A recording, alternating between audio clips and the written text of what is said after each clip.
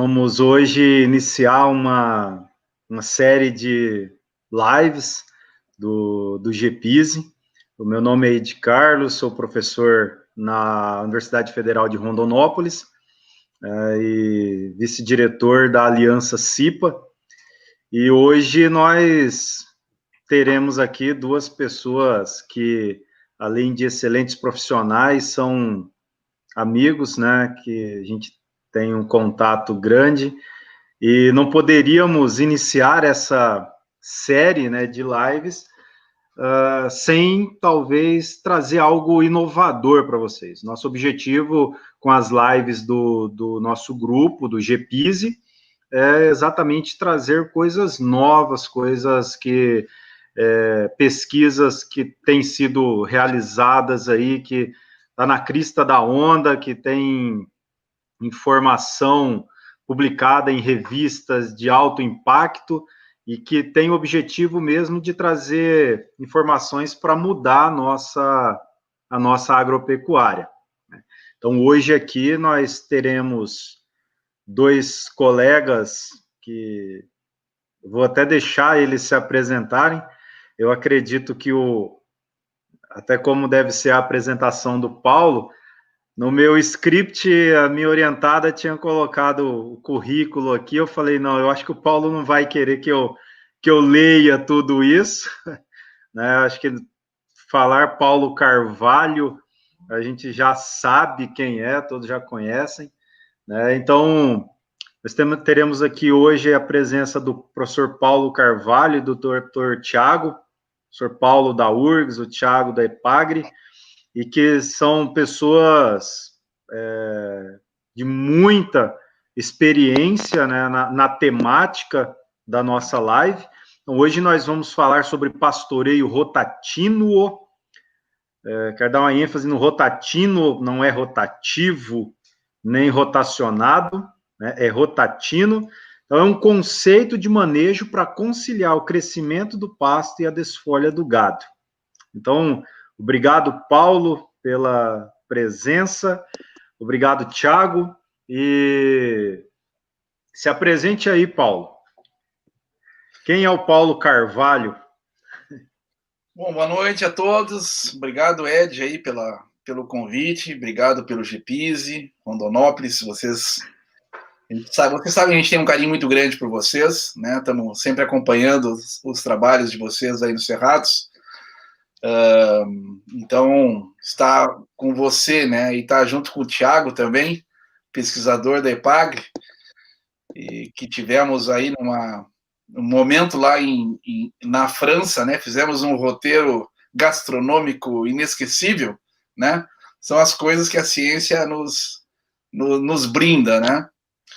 Eu acho que o importante vocês saberem de mim, bom, eu trabalho aqui na Faculdade de Agronomia da Federal do Rio Grande do Sul desde 1997 e tenho trabalhado com ambientes pastoris naturais, cultivados e integrados com a agricultura. Isso é o que a gente faz, é o que a gente gosta, né? E sou santista, acho que talvez seja a informação mais importante que vocês tenham, que vocês devam saber. No mais, estamos na luta aí, como todo mundo, né? Vocês só ouviram meu nome porque eu comecei antes nessa história, já estou há algum tempo já na estrada, é só por isso. Mas é uma satisfação representar aqui a Aliança dos Sistemas Integrados de Produção Agropecuária, a Aliança CIPA, que é uma associação público-privada que trabalha pela difusão dos sistemas integrados, junto com o professor Ed Carlos, né, que nós dois estamos na direção dessa aliança, né. Também represento uma outra sociedade de integração, que é a Sociedade Brasileira de Sistemas Integrados, que também estou com o professor Ed. Nós estamos aí juntos, lutando aí por essa temática, né, sistemas integrados. Estamos fazendo nascer uma sociedade brasileira de sistemas integrados. Eu atuo também na diretoria de relações institucionais da Sociedade Brasileira de Zootecnia, onde também dedico uma parte do meu tempo. E os grupos de pesquisa que nós atuamos, que é o grupo de pesquisa em ecologia do pastejo e o grupo de pesquisa dos sistemas integrados de produção agropecuária, que junta o GPEP, né, pelas forrageiras, e o IRGEB pelo Departamento de Solos. E a gente vem nessa luta aí, né, dos sistemas integrados, do manejo de pastagens, enfim, de sistemas de produção que são eficientes, que são competitivos, mas que são sustentáveis. Tá? Então é isso, muito obrigado. Faço essa breve introdução, passo a palavra para vocês. Tiago, quem é o Tiago, para o pessoal conhecer?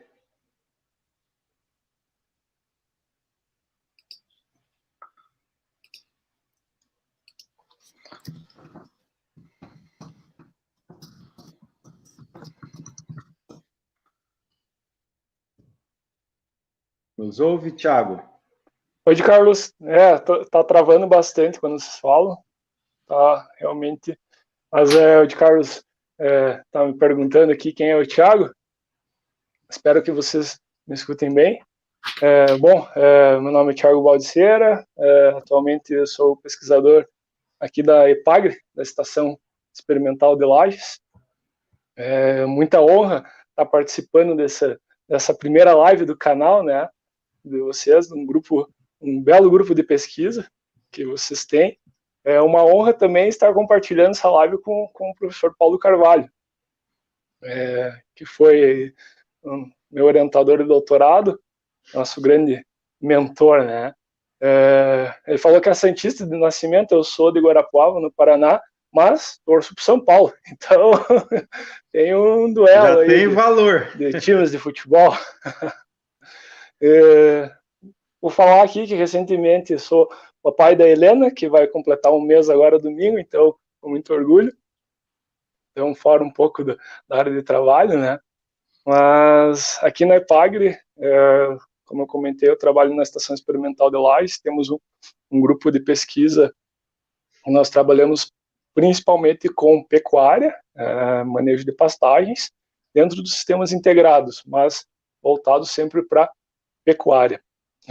Então, os colegas que trabalham bastante conjunto aí conosco, como o Fábio, da Embrapa, também da instituição, temos o colega Cassiano, que faz parte do grupo de pesquisa, além de outros, o Newton, que é da extensão, essa é uma parte boa da EPAGRE. A EPAGRE é uma empresa de pesquisa e extensão rural, então essa parceria está muito próxima. Então, o que a gente gera aqui, a gente está diretamente em conversa com a extensão, né, para tentar solucionar os problemas dos produtores rurais do estado de Santa Catarina.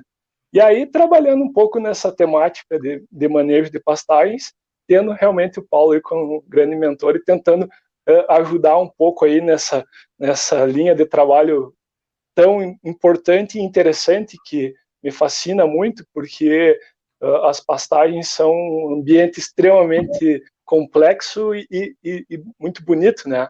Porque nos desafia a entender e saber como a gente vai conseguir colher bons resultados, né, boas produções, né, porque isso que realmente a gente almeja, boas produções, mas lembrando, né, com um ambiente sustentável, que hoje todo mundo está necessitando. Então, aí, falando um pouquinho de quem é o Thiago. Obrigado, Carlos. Perfeito, Thiago. E então, iniciando, né, depois dessas apresentações, eu queria, na opinião de vocês, por que a pecuária de corte no Brasil ela ainda não é tão eficiente?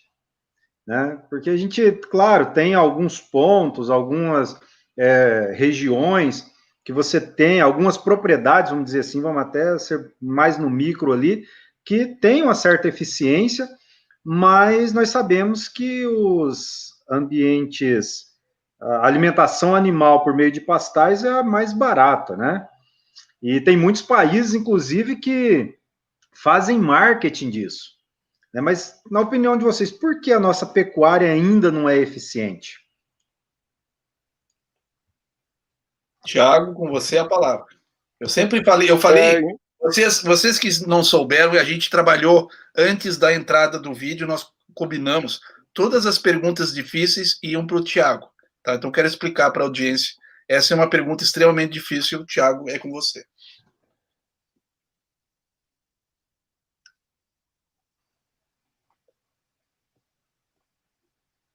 Não consegui escutar nada, Carlos, me desculpe, tá travando. Eu vou tentar sair novamente, eu vou entrar para verificar se eu consigo escutar vocês. Me parece que vocês me ouvem bem, mas realmente eu não consigo escutar vocês, trava o tempo inteiro. Então, Paulo, de repente você começa, Paulo. Vou assumir então o lema. Como eu disse, a pergunta é complexa e não tem uma resposta única, né? Ela não é simples e talvez ela fosse motivo de uma live, passar a noite toda conversando sobre isso, né? Eu diria que tem várias respostas, né? Vamos enumerar algumas. A primeira delas, a pecuária é uma atividade interessante, no sentido de que ela é diferente de todas as outras operações dentro do que a gente entende por grande nome agricultura, né? E qual é a natureza dela, né? Ela tem uma natureza particular, ela é boa demais, pecuária. Olha, é difícil alguém quebrar com pecuária. Aí começou o problema da pecuária. Tem um troço que meio que anda solito, que anda sozinho, já começou os problemas, né? Porque ninguém vai cuidar dela que nem uma lavoura de soja, por exemplo. Que se tu não fizer o que tem que ser feito, você morre, né? Você tá fora. A pecuária não é muito boa, é boa demais. Então vamos começar por aí, né? Ela não é e pecuária num sistema que é um sistema do Brasil, num sistema nosso, tropical, subtropical, que é se a pecuária já é bom, aí fica melhor ainda, né? É diferente de uma pecuária do hemisfério norte, por exemplo, que se você não fizer na pecuária o que tem que ser feito, os bichos tudo vão morrer de frio, morrer debaixo de neve, né? A gente, né, no máximo que tem é uma seca, entre aspas, o bicho dá uma emagrecida, que é o sonho de qualquer gente com sobrepeso aí, né, como eu, por exemplo, né, quer dizer, dá uma emagrecida, depois dá uma engordada de novo, quer dizer, tá, já foi o tempo que até matava bicho, né, não tem mais disso. É bom demais pecuária. Então, começa por aí. Como ela não desafia, né, o produtor ou todo o sistema, né? Outra coisa importante é não falar que isso é um problema de produtor, tá? Mas vamos adiante. Então ele é uma operação que é boa demais e ela não bota a faca no pescoço, digamos assim, tá? De quem está fazendo a operação. Esse é o primeiro ponto. Tá? Um segundo ponto, aí tem uma particularidade do Brasil, quando se compara o Brasil com outros países, que é a questão de gestão. Tá? Como operar a gestão do negócio, né, no Brasil já é, comparado com o resto dos outros países, já é extremamente atrasado. E em pecuária quase inexiste a gestão. Certo? Gestão de negócio. Aliás, poucos pecuaristas entendem como negócio. E eu digo isso porque, baseado em alguns levantamentos, né, de trabalhos que foram feitos junto a pecuaristas, quando você pergunta por que ele está fazendo aquela operação, por que ele trabalha com aquilo, ele tem tendência a mais responder porque ele gosta do que falar de negócio. Então ele não encara isso como negócio, consequentemente não tem gestão. E para dar espaço para o Thiago, porque eu acho que a gente pode fazer vários itens, mas eu quero citar um. Quero citar um deles, que é um outro ponto, é que a gente no Brasil, aí eu vou fazer uma comparação direto com Nova Zelândia, por exemplo. A gente insiste que o pasto não existe, que o pasto é uma coisa medieval, é uma coisa atrasada. Né? Todo o sistema funciona, mas inclusive na academia, tu sabe disso, Ed Carlos. inclusive dentro da academia, né? Ordem de grandeza, grosseiramente, 90% da pecuária de corte é em cima de pasto. E 80% da pecuária de leite é em cima de pasto. E quando você vai ver as linhas de pesquisa, quando você vai falando... Quando você fala de pecuária, e você olha, por exemplo, dentro da academia, a grande massa de pesquisa não é em pastagem, é em nutrição de coxo. Né? O sistema te mostra como se a tecnologia fosse equivalente. Tu tem assim, pasto é o pior, aí pasto mais suplemento é o melhor, semi-confinamento é melhor, e confinamento aí é o top da tecnologia. Como se isso fosse um gradiente de tecnologia. Bom, então se você não reconhece que o pasto... Então você já troca, você não utilizou o pasto, já troca para uma coisa, e o sistema não é esse. O comercial. Vou ter que desligar aqui com... Eu tenho uma Siri autônoma aqui do Apple que fica respondendo. Ela acha que eu estou fazendo pergunta para ela. Ah, sim. Bueno, então, o comercial de suplemento, tudo te faz crer isso, entendeu? Quando tu vai para Nova Zelândia, a Nova Zelândia, você escuta no jornal do rádio, se escutar de manhã, eles dão a previsão da taxa de crescimento do pasto daquela semana.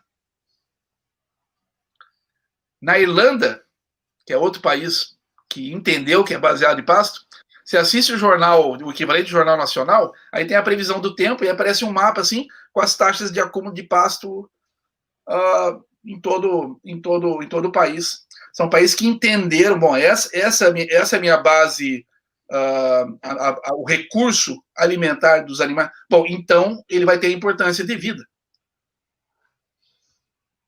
para tudo, né? Desde ciência até passa pelo centro de produção, por tudo e vai adiante, né? Então, para ficar por aí, porque depois tem várias coisas, né? Que a gente pode... Mas o sistema todo funciona de forma contrária, como se a gente não fosse o que de fato é. Né? Nós somos um país baseado em pasto, né? E o sistema de extensão não reconhece isso, o comercial não reconhece isso, o acadêmico não reconhece isso. Né? Então, como é que podia dar certo? Aí, bom, vocês queriam que depois disso tudo a gente olhasse para a pecuária nacional e ela fosse uma expressão, né, de eficiência e tudo, mas é impossível, né? Não cabe uma coisa com a outra. Né? E nós somos um país abençoado, né, entre várias coisas, por isso também, né? Nós temos sistemas de produção, temos forrageiras, temos áreas, tudo.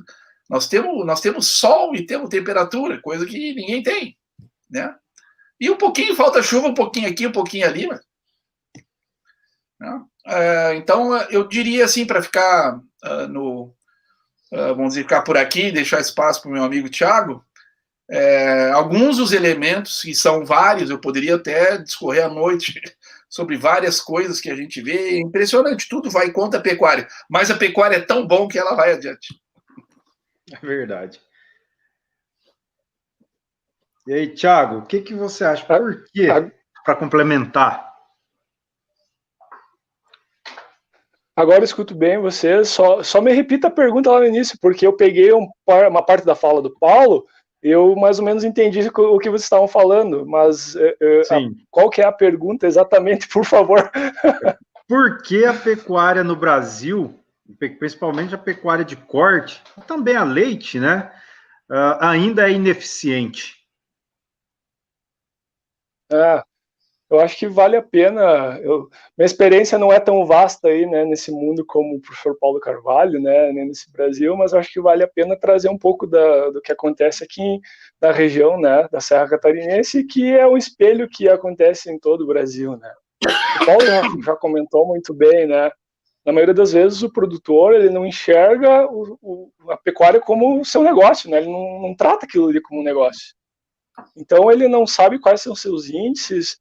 E eu vou parafrasear aqui um colega, o Cassiano, né, que está nos escutando, já estava brigando com a gente no início da live aí, que a gente estava atrasado, né, mas entrou às 7h30 e queria que começasse.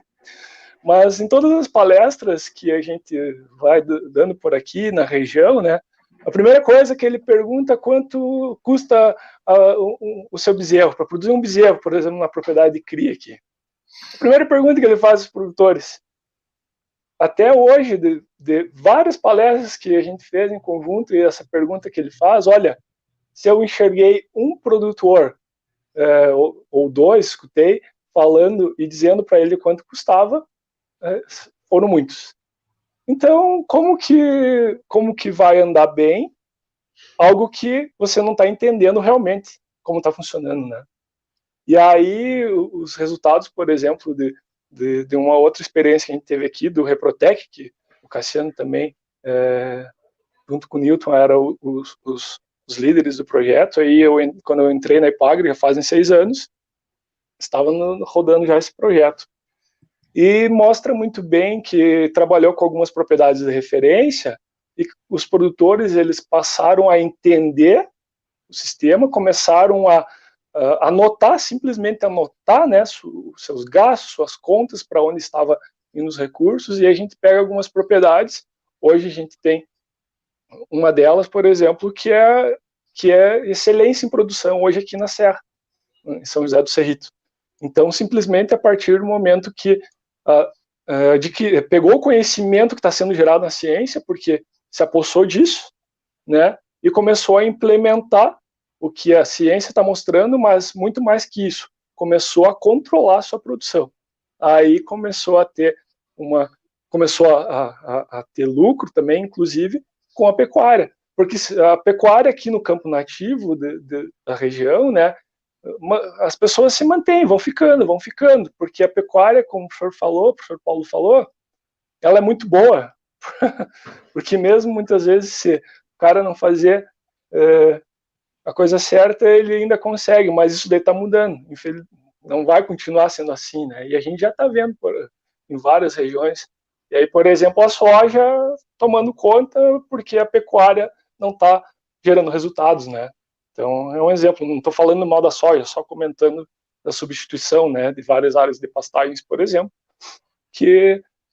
porque a pecuária não está entregando os resultados. Porque realmente falta lá no início entender o sistema, né, e simplesmente conhecer o que está fazendo, né, sua atividade.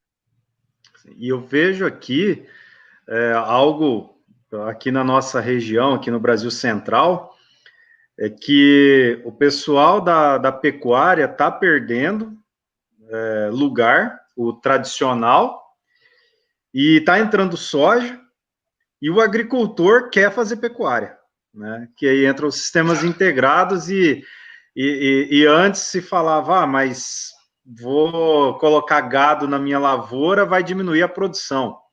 Hoje você ouve o produtor já falando, não, eu preciso colocar gado se eu quero aumentar a produção, né? Porém, um ponto que nós temos visto muito, não deve ser também só aqui do Brasil Central esse problema, é que o manejo do pastoreio ele tem sido feito, infelizmente, ainda de forma ineficiente, né? Tanto é que temos taxas de lotação muito baixas, inclusive em áreas de altíssima fertilidade, que tem lavouras e que depois entra pasto, porém com manejos ineficientes. Os índices têm sido baixos mesmo na integração, né, em que a gente tem conseguido bons resultados mudando o manejo do pastoreio. E penso que agora, o intuito dessa live, né, era trazer um pouco também para mostrar para o produtor, mostrar para as pessoas, né, que estão nos acompanhando, que existem tecnologias e que a gente pode sim manejar melhor os nossos pastos, tanto em áreas de pecuária permanente como em sistemas integrados. E aí vem exatamente o que todo mundo está esperando, pastoreio rotatino. O que é isso? De onde surgiu? Que nome é esse? Que até às vezes nos... Como assim? É um rotativo? Ele é um contínuo, é uma mistura disso, e eu quis trazer vocês porque vocês trabalham com isso, talvez desenvolveram isso. Então, o que é esse Rotatino, Paulo? E o que ele tem de novo? O que é isso, Thiago? Essa não tem jeito, tem que ser o For Paulo, né? A iniciar respondendo. Ele ia jogar para você de novo pelo sorriso, mas. A culpa é minha, né, Thiago? A culpa é minha. Então tá. Bom, primeiro até você comentou, né, Ed, no começo, né? Um nome. Já começa com o nome não existe, né? É um nome estranho, ele não existe. Por isso, ele é um neologismo léxico. Ele é um conceito que expressa uma combinação de palavras que ela não existe. Né?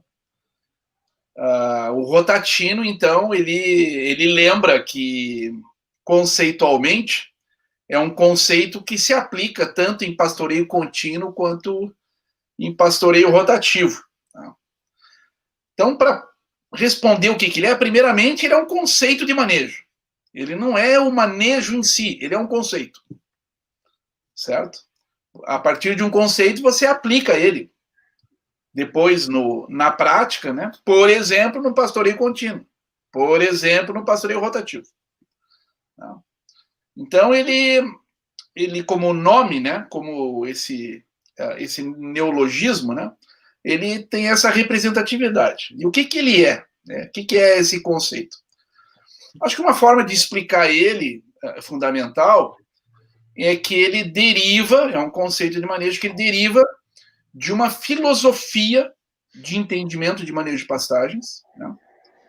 Uma filosofia segundo a qual a gente tem que aprender com os animais, aprender com a natureza. O processo de pastejo é um processo natural que remonta a milhões de anos. A gente tem que aprender com isso para poder aplicar nos sistemas de produção comerciais. É uma filosofia de entendimento. Ela é diferente daquela que a pessoa acha que sabe o que o bicho tem que fazer. E aí cria manejos para obrigar os animais a fazerem aquilo que a pessoa acha que ele tem que fazer. Então nós invertemos isso, primeiramente, filosoficamente. Bom, é como se nós perguntássemos, meus queridos herbívoros, né? O que vocês querem? Como vocês gostam? Como vocês fazem no meio natural? Então eu observo, eu aprendo, eu diagnostico e crio esse ambiente num ambiente comercial. Se for uma braquiária, se for um pânico, se for o que for. Então ele tem esse fundamento, essa filosofia. Né? E o que ele é? Aí tem uma segunda parte filosófica, né? Que é o que nós entendemos como o problema do manejo de pastagens. E o que nós aprendemos ao longo... Né? É importante que o público entenda que o Rotatino não é não é aquelas coisas de desenho em quadrinho que você tem... e aí surge aquela lâmpada em cima da gente assim, e você teve uma ideia genial. Não funciona assim em ciência. Né? Ciência é um agregado de conhecimentos que vão te levando a uma construção de um entendimento. Né? E isso remonta desde a minha tese de doutorado, né? E aí estou falando de 1995, 1996, e isso surge, digamos assim, como conceito em 2004, e somente em 2013 é que ele oficialmente aparece, depois de uma dezena de experimentação, de coisas das mais diferentes, inclusive o uso por produtores rurais, em propriedades rurais, a partir de 2008, né, que é quando, em 2013, ele surge. Bom, aqui existe algo que se chama Rotatino, tem esse conceito, tem esses números, tem essa ciência em cima. Né? E o entendimento da limitação do manejo de pastagens que a gente tem, enquanto todo mundo, digamos assim, você vai escutar muito frequentemente que há um problema de lotação, que há um problema de baixa qualidade do pasto, tá? Que há um problema de baixo crescimento do pasto. Ninguém vai te dizer que há um problema de falta de tempo para o animal.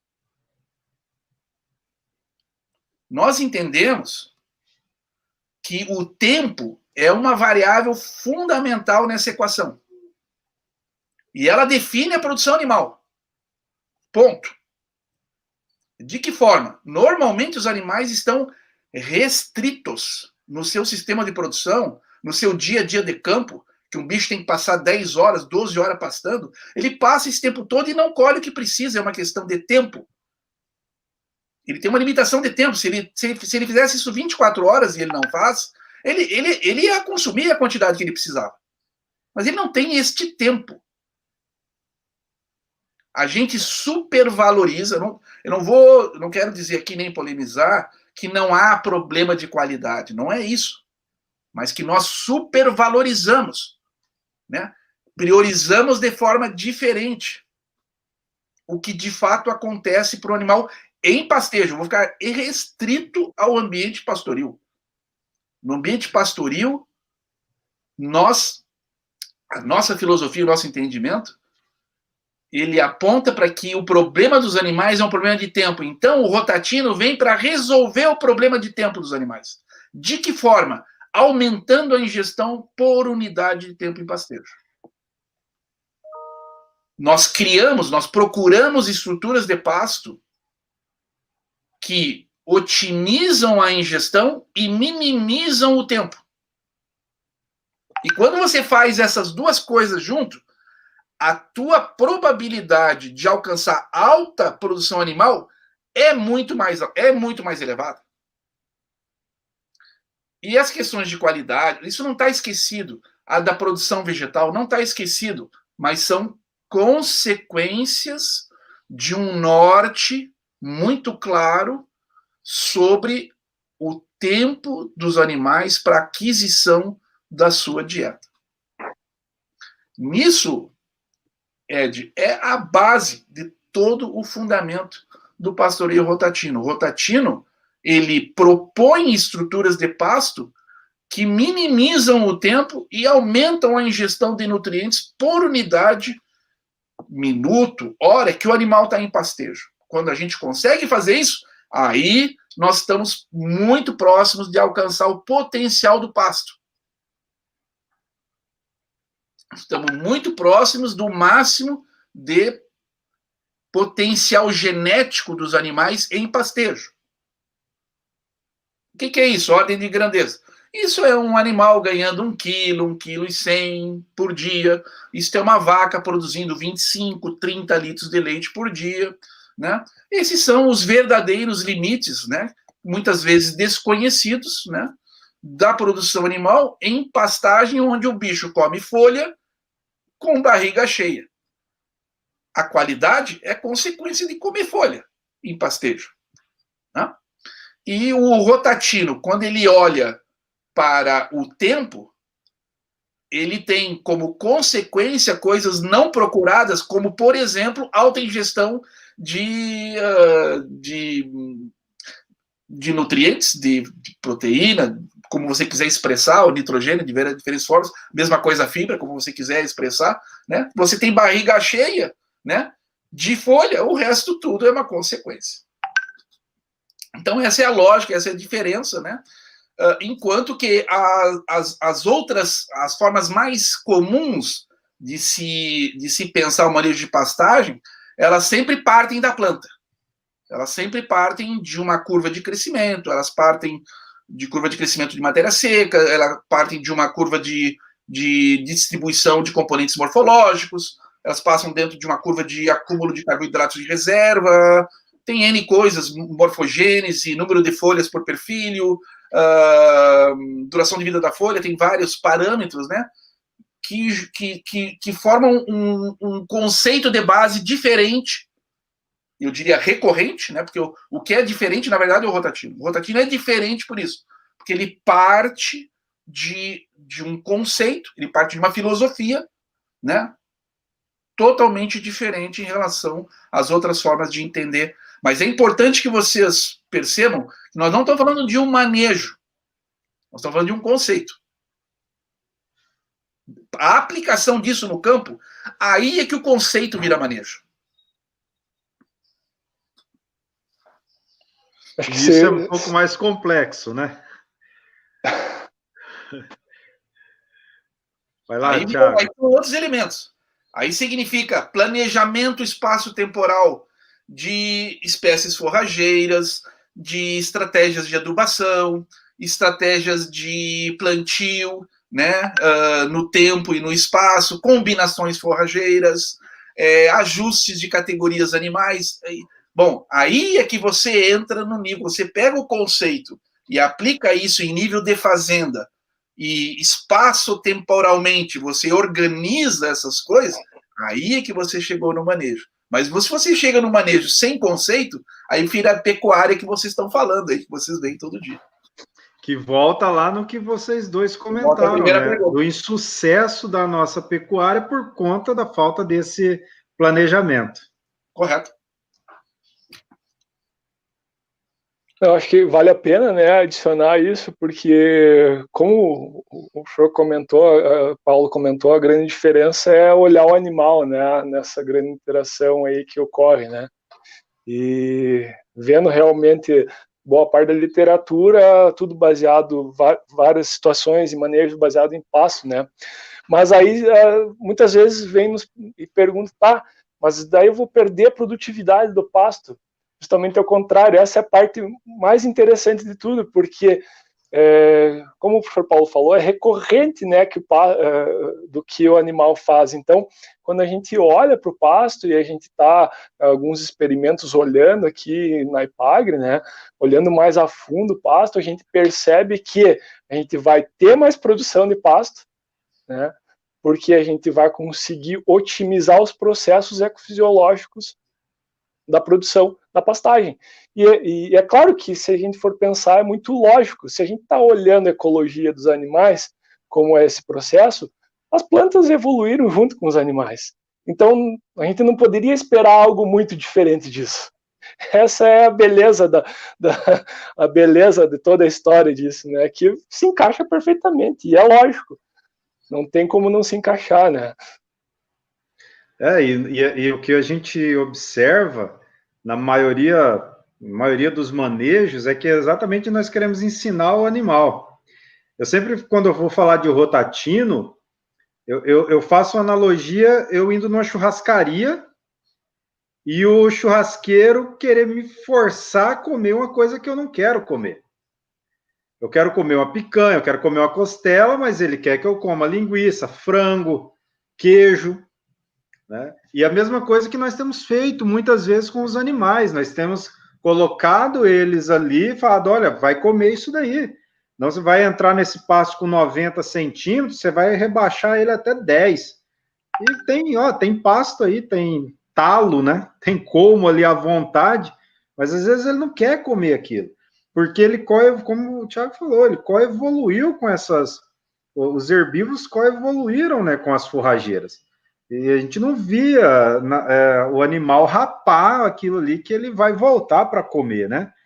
Então, acho que o que a gente precisa realmente é talvez começar a pensar mais um pouco em como o animal pensa, vamos dizer assim, né? E até... diga, Paulo. Me permitir, eu uso sempre um slide que eu tirei de um Instagram de um profissional que atua, inclusive, muito aí no Cerrado, né? E ele é dessa lógica clássica, né? De os manejos, né? Por exemplo, tu acabou de mencionar, e o Thiago também, sobre o que vocês estavam falando, de certa forma, chama-se seleção de dietas, que é um outro processo, né, ecológico antiquíssimo, né? E você falar em seleção de dieta, no meio agrícola, isso é entendido como uma coisa absolutamente negativa, né? É uma coisa a ser combatida. Né? Grande parte da lógica do pastoreio rotativo é justamente essa, é você não o que os animais preferem, se ele só comer o que gosta, você vai degradar o pasto, você não vai ter eficiência de colheita do pasto. Então, a seleção de dietas é algo contrária à produção animal em pastagem. Esse é o entendimento.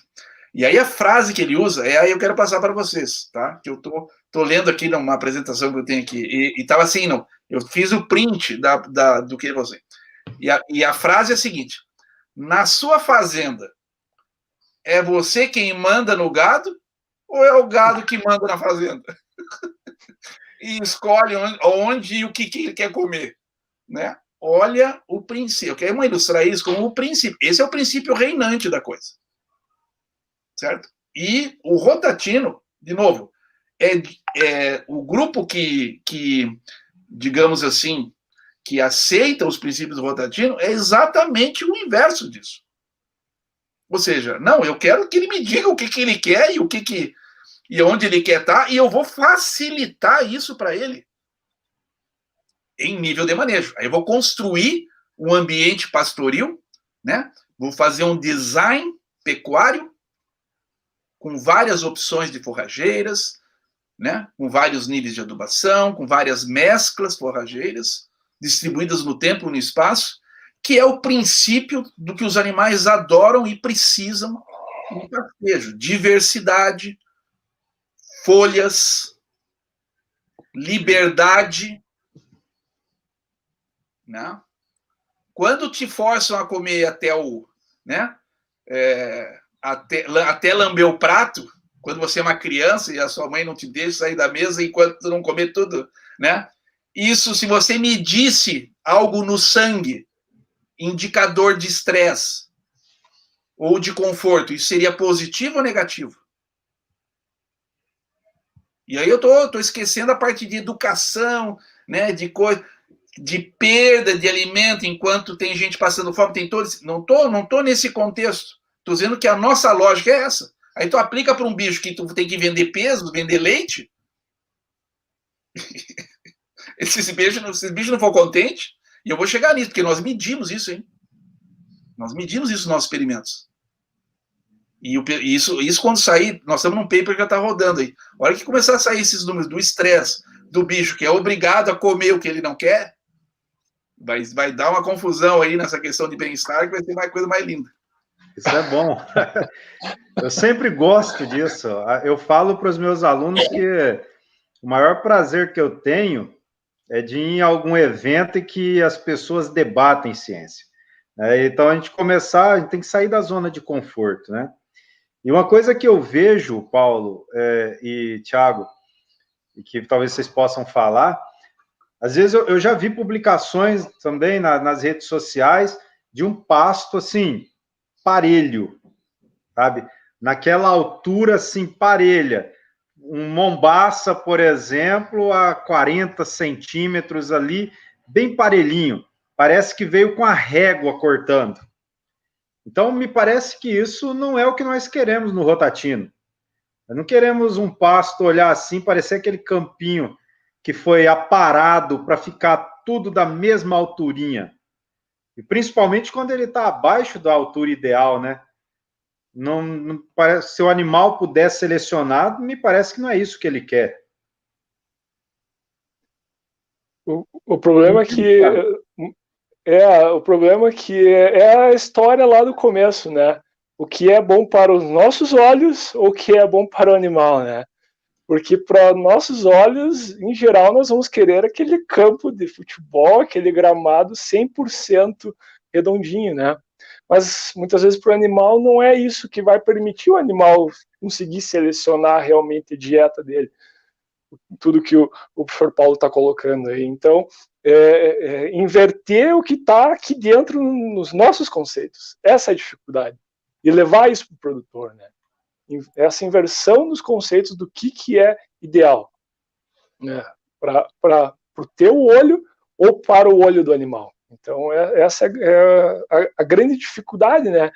Muitas vezes a gente falar sobre esse tema para os produtores. Muitas vezes a gente vai falar nas palestras, e aí o que mais chama atenção é quando eu coloco um vídeo, por exemplo, é um vídeo bastante antigo da Nova Zelândia, que o animal está escolhendo, né, diferentes dosséis de pastais, né? Então tem um alto, tem um baixo, tem um que está mais florescido, outro menos florescido, e aí os produtores começam a pensar, né? E eu faço a pergunta: alguém já olhou um animal pastejando, né? Alguém já fez essa experiência de parar e olhar como que o animal pasteja efetivamente?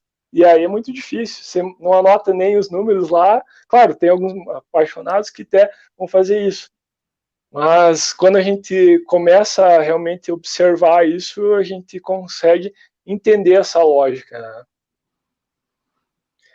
E aqui eu vejo quando você aqui no Mato Grosso mesmo já tem algumas propriedades que estão aplicando o rotatino, inclusive acompanhado pela CIA.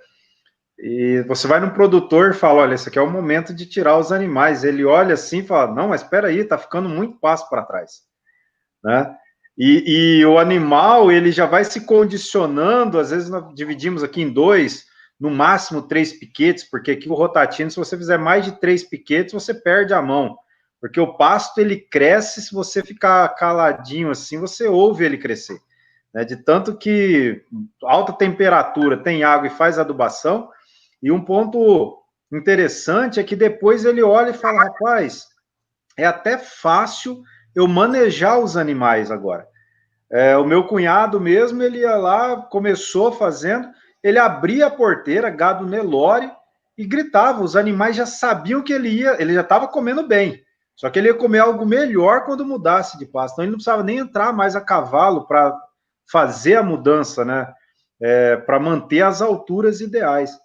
Então, na verdade, depois que o produtor consegue ver, né, e pega, é extremamente simples, né, a forma de você colocar isso na prática, desde que antes se tenha aquele manejo aquele cuidado, aquela gestão, aquele farm design, né, você olhar a tua propriedade e fazer um planejamento espaço-temporal. Isso é o mais complexo. O manejo no rotatino, eu tenho visto que é extremamente simples por aqui, né? Eu gostaria de voltar na origem da tua pergunta, Ed, que ela remete a um outro paradigma que a gente está toda hora, da mesma forma que a seleção de dietas, esse é mais um, que a gente escolhe o lado errado, né? Que é o conceito de heterogeneidade, que é o que está por trás da tua pergunta original, né? E esse é mais uma coisa que a visão antrópica se perde, né? Nós estamos sempre condicionados a entender que o que é homogêneo é bom e o que é heterogêneo é ruim. A tua imagem de beleza é de um campo de golfe, é de um jardim homogêneo, né? E não de um pasto zona alta, zona baixa, rejeitado e tudo aquilo é feio. Eu tenho um conceito intrínseco que é feio. Algo é feio, você vai combater. Como é que você combate? Eu vou combater com um pastoreio rotativo, que vai fazer os bichos homogeneizarem, por exemplo. E se isso não é suficiente, como trazem algumas das técnicas de manejo de rotacionado, por exemplo, quando os animais saem, ainda se roça o resíduo para homogeneizar a rebrota. É uma sucessão de equívocos, simplesmente porque não se entende. A natureza é heterogênea. Os animais adoram a heterogeneidade. Os animais se dão bem na heterogeneidade. Nós vamos publicar um artigo, vai submeter agora em novembro, de um estudante nosso que está lá na Universidade da Califórnia, com a base de dados nossa do Rotatino, trabalhando lá com o professor Emílio Laca, que eu diria que é uma das maiores assumidades no tema estatístico da heterogeneidade, né? Mas para encurtar a história, né, ele trabalha com modelagem para uma mesma altura. Imagine que você tem uma altura ótima, certo? De um determinado pasto. E imagine que você tem essa altura ótima. Ela é ótima, hein? Tá? Do jeito que o Rotatino diz. Mas, hipoteticamente, o coeficiente de variação dela é zero. Zero. Aonde ela vai botar a cabeça é aquela altura no pasto. E aí vai aumentando o coeficiente de variação. Vai aumentando o coeficiente de variação e vê o que acontece com a ingestão dos animais.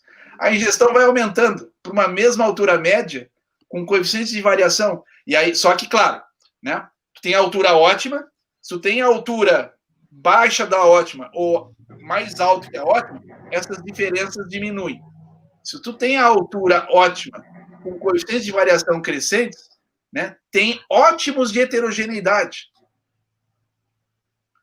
O animal se beneficia disso. Pastos heterogêneos são indicados, são bons. Os animais exploram a heterogeneidade. Exploram de que forma? Né? Você tem uma altura média. Na altura média, eles não preferem as baixas e vão preferir as mais altas. E na média, certo? Ele vai pastejar mais as altas do que abaixo para uma mesma média. Se é que eu me faço entender, e peço desculpas por ter ido um pouco mais para o lado acadêmico, porque esse é um conceito importante. Traduzindo na prática, esse negócio de ficar roçando, de homogeneizar, eu ouço vários técnicos falando, vamos homogeneizar, rebrota. Há um desconhecimento total de como é que são as coisas na natureza, né? E os herbívoros aprenderam a explorar isso. Isso é positivo, claro, de uma forma controlada. Então, Paulo e Thiago, o Rotatino nós podemos, quando nós formos manejá-lo, tanto se for contínuo ou rotativo, no Rotatino a minha referência também é a altura. Uma altura de pasto. Seria isso? Bom, se tu me permitir, Thiago, ela simplifica em tudo isso, entende? Tem um universo de informações atrás disso, né? E é como se fosse uma pirâmide, digamos assim, ok? Tem um monte de fundamentos que vão da parte de comportamento ingestivo, de processamento de ingestão, de metabolismo, de crescimento das plantas, de resposta das plantas, né? Dinâmica populacional, N coisas, tudo tá aí no final. E isso explica um pouco do sucesso do Rotatino. No final, sai um número, que é uma altura, que representa todos esses conhecimentos em cascata, certo? Para uma situação tida como ideal, como uma referência ideal, simples de ser seguida, simples de ser aplicada, né?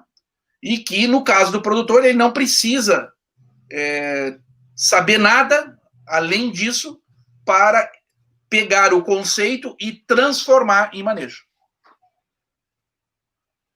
Isso simplifica demais a aplicabilidade, né, para o produtor. Isso eu acho que é a chave.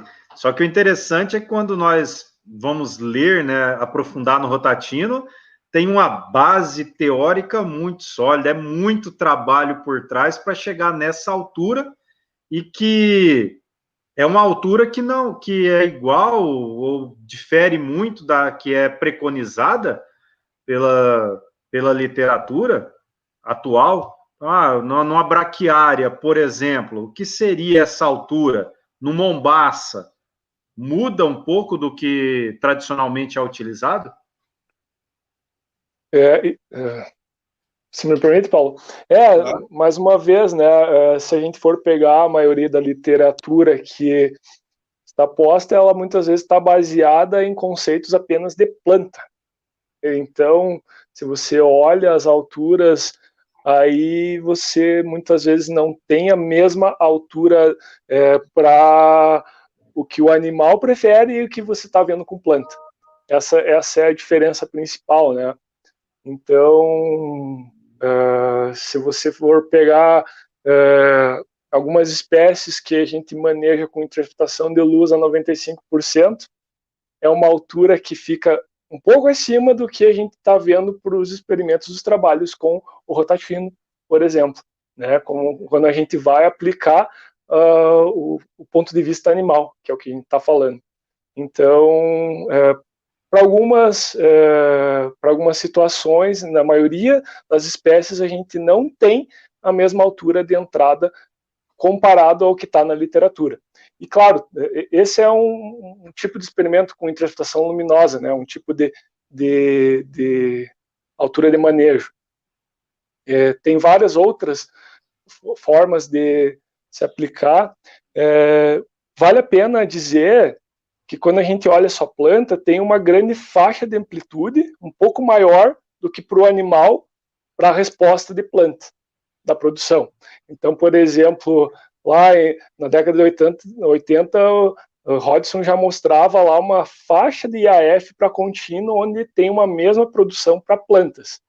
Agora tem um trabalho, por exemplo, do professor Esbrícia, que mostra para rotacionado o mesmo, mas isso não se aplica para os animais. Então, pelo menos temos uma faixa para plantas. Mas quando a gente vai olhar do ponto de vista animal, não é a mesma altura meta. O Henrique Andrade, ele fez uma pergunta, até nessa mesma linha, de quais essas gramíneas tropicais, né, já se conhece essas alturas de entrada e saída no rotatino.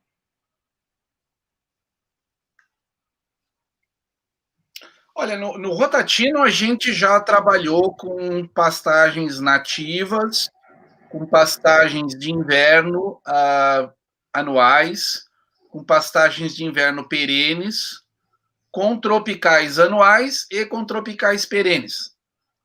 Nas tropicais anuais e perenes, nós já trabalhamos com sorgo, com milheto, com aruana, com Tifton 85, com brisanta, com Tanzânia e com Mombaça, salvo equívoco de alguma coisa. Né? Mas é importante já frisar que a nossa intenção não é cada vez que sai uma variedade nova você ter que correr atrás e fazer um ensaio para ver qual é a altura. Né? A gente está trabalhando numa base de dados que espera que encontrar relações de causa e efeito que permitam que a gente possa inferir cada vez que sair uma variedade nova, né, dentro da estrutura, né, de arranjo estrutural dela, que a gente não tem que fazer isso em cada variedade que sair. Mas, salvo equívoco meu, que se eu me lembro bem, são essas as tropicais que a gente já trabalhou. E aqui, nós até usando esse conceito que você fala, Paulo, se eu não me engano, o trabalho inicial com Brisanta foi com Marandu, né? Sim. E aqui, usando como base, né, nós já estamos aplicando aqui com Piatã, com Paiaguás, com Rusizienses, né? Então, são várias usando a filosofia, né? O conceito, ele vai se aplicando a espécies que têm comportamento semelhante, e obtendo resultados impressionantes, vamos dizer assim, com esse manejo. Tá? E aí teve uma pergunta que eu acho bem interessante, foi até da professora Raquel Barro, que é da UFV, né? Trabalhou já com o Paulo também, que ela pergunta se a filosofia do rotatino se aplica com sucesso em passos consorciados, né? Se é possível, se já tem algum estudo, se essa filosofia nesses passos, por exemplo, aqui muito comum, e acho que no Brasil como um todo, gramíneas com leguminosas, né? O que você tem a falar sobre isso? O combinado é que pergunta difícil vai para o Thiago. Essa foi capciosa. Eu até tinha lido uma outra da Raquel aqui também falando sobre o sistema sombreado, né? acho que dá para até colocar junto, né? Mas o importante é a gente pensar que a gente está numa evolução de conhecimento, né? Se a gente pegar espécies de portes semelhantes, que apresentam alturas semelhantes, a gente pode aplicar, sem dúvida nenhuma, da mesma maneira, né? Claro que tem dificuldade de seleção dos animais, ou também a gente pode ter outras estratégias, né, de como botar isso no espaço-tempo, né, de como espacializar, por exemplo, espécies de comportamento distintos, né, leguminosas ou gramíneas que tenham alturas de manejo muito distintas. Então, é uma solução que a gente pode ter para aplicar, né. Então, eu tenho faixas que eu trabalho com uma leguminosa, por exemplo, faixas que eu posso trabalhar com uma gramínea, né. Então, essa é uma forma de a gente espacializar também essa problemática de misturas, né? Eu vou tentar responder de uma outra forma, e inclusive as duas perguntas da Raquel, já dando uma bela boa noite, muito contente de tê-la aqui nessa noite, né? Que eu mencionei que sobre o conceito do rotatino, né? Então, a primeira pergunta é se o conceito muda. Eu vou colocar dessa forma: o conceito muda quando eu tenho multiespécies? Não, não muda o conceito. Né? O princípio, né, que eu falei que era de diminuição, então o princípio de diminuição de tempo, ele vem então por estruturas ótimas, né? O que eu não mencionei é que a variável que define esse princípio é a massa do bocado, ok? Que a gente mede em experimentação. A massa do bocado, que é a unidade básica do pasteiro. Tem que entender a massa do bocado quando o bicho está simplesmente baixando a cabeça e pá, e pega o pasto.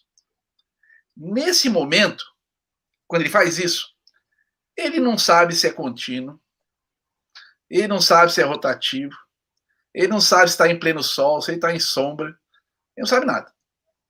Não sabe nada, estou exagerando para dizer que a ação do bocado é a mesma. Em que sentido? Uma proporção da altura que ele encontrar embaixo. E isso nós já testamos para ovinos, para bovinos, para equinos, para gado de corte, para gado de leite, para todos esses passos que eu falei. O princípio mesmo, o bicho vai baixar a cabeça, é uma proporção. É uma proporção do que ele encontra.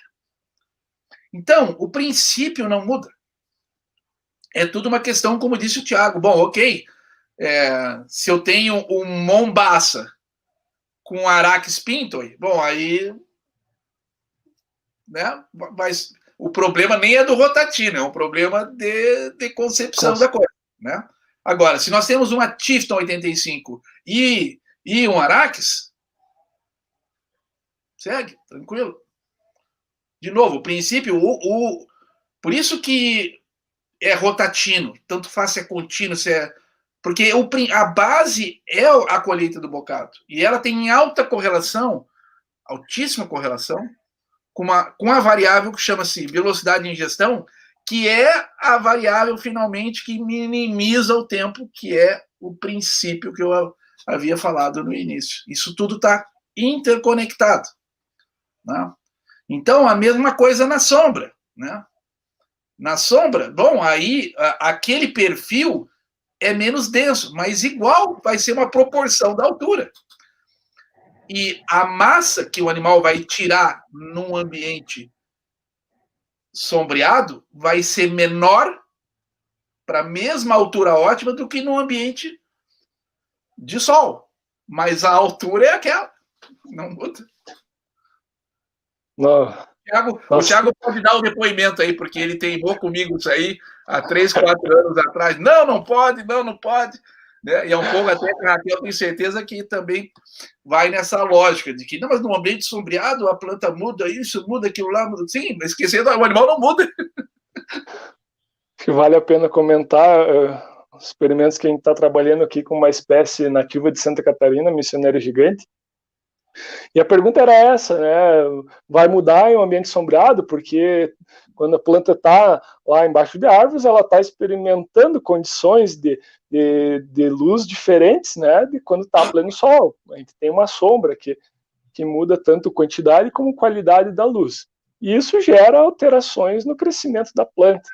E aí era uma pergunta que está na minha cabeça, na verdade, desde lá do meu doutorado. Eu trabalhei no meu doutorado, mas olhando só planta. Se eu olho só planta, eu vou dizer que sim, vai mudar. Mas daí a gente olhou planta e olhou animal aqui também. E a gente viu que não vai mudar, realmente. Porque a mesma proporção que o animal vai acessar no sol, na sombra, essas alterações que ocorrem na planta não interferem lá no bocado do animal. Então, a gente teve a tese do Gustavo, então, muito obrigado, dando boa noite também para a professora Raquel, né? A professora Raquel foi banca da tese do Gustavo, onde ele mostrou a nível de planta que sol e sombra não deu diferença para as faixas ótimas de crescimento. Então, e aí tem o Arthur, que é um outro aluno de mestrado, que está trabalhando com comportamento animal, verificando com ovelhas, né? Então, também não deu diferença lá na hora que a gente foi verificar as ovelhas pastejando. Tem umas ovelhas famosas que ficaram do Arthur, saiu em rede nacional aí as ovelhas do Arthur. Aqui até na Ana Maria Braga lá, né? Exatamente. Ah, legal. Perfeito. E aí vem uma pergunta, até começa aí meio que nessa linha. Depois dessa pergunta, eu quero fazer uma outra mais voltado às questões ambientais também do Rotatino. Mas o Thiago Tavares, ele pergunta, eu acho que isso é muito prático e importante, como que é determinada a carga animal, né, de entrada no pastoreio rotatino, né? Qual o percentual de oferta de forragem? Né? Como que se determina a quantidade de animais a se colocar numa área quando nós vamos manejar utilizando o rotatino? Me parece uma pergunta difícil, então é o combinado.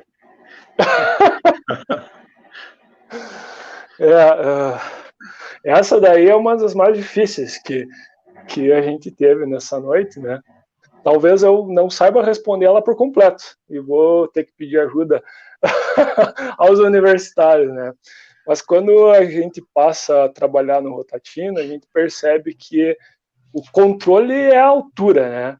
Claro que a gente pode tentar calcular dentro de um ambiente de fazenda quanto que eu posso ter de lotação em função de uma produção de massa de forragem que eu vou ter, mas o que passa a controlar realmente é a altura. Então, esse é o ponto-chave, né? A gente começa a não ter mais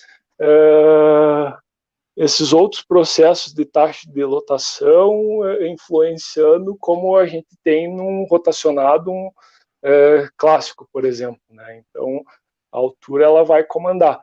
E aí, a nível de propriedade, isso, claro, no começo é difícil, e muitas vezes a lotação que a gente aplica naturalmente em um sistema clássico, a gente vai verificar que vai acabar aumentando, né? Porque os animais não vão dar conta de comer o que o pasto cresce em função do diferencial do manejo, né? Então, então tem a altura é o ponto-chave quando a gente vai planejar. Ok. Não sei se Paulo gostaria de complementar. Eu vou tentar também abordar a questão. Acho que não complementar, porque tá ótima a tua colocação. Mas, como é que é o nome mesmo de quem fez? Esqueci, vocês mencionaram. Thiago Tavares. Thiago Tavares, ótimo. Primeiro, assim, a oferta de forragem ela não é levada em conta, tá? Isso é uma coisa importante, já dizer de primeira. Ela é uma consequência, ela não é um guia, tá? Ela é consequência das alturas e da carga que a gente colocar. Não é um guia. Porque também a gente poderia estar trabalhando com guias a partir da oferta de forragem, mas isso foi uma coisa passada, pelo menos no nosso grupo de pesquisa, já é passado. Ele não é um bom preditor, tá, de desempenho animal. A gente pode fazer cálculos. Por exemplo, 1 centímetro de pasto, as alturas ótimas do Tifton 85, a entrada é com 20 centímetros, tá? E a saída é com 12. Por enquanto, não explico como é que a gente chega, por exemplo, na saída com 12. Ainda não chegamos nesse ponto dessa explicação, tá? Mas imagine, então, que a sua meta é comer 8 centímetros, certo? Porque a entrada é com 20 e saída com 12. Então, você tem 8 centímetros. Cada centímetro de Tifton tem aproximadamente 170, 150, 170 quilos de matéria seca por centímetro de altura, né? Essas coisas, elas, assim, das anuais, passos anuais, gira em torno de 90, 100 quilos por centímetro, e isso vai para as perenes, dependendo do nível de adubação nitrogenada, isso pode chegar até 200 e pouco, 250 quilos por centímetro de altura. E você pode fazer o cálculo, se você tem um novilho que come 8 quilos, ou você tem uma vaca que come 13, come 15 quilos, você pode fazer esses cálculos e chegar a isso. Na prática, é tentativa e erro. Você chega numa fazenda, nós temos, hoje, a maior parte do universo de produtores usando o Rotatino é na pecuária de leite. Hoje é assim, no sul do Brasil, né?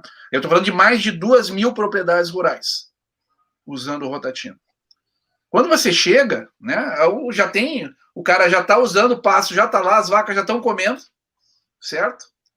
E, via de regra, aquilo está piqueteado em 30, 70 piquete. Né?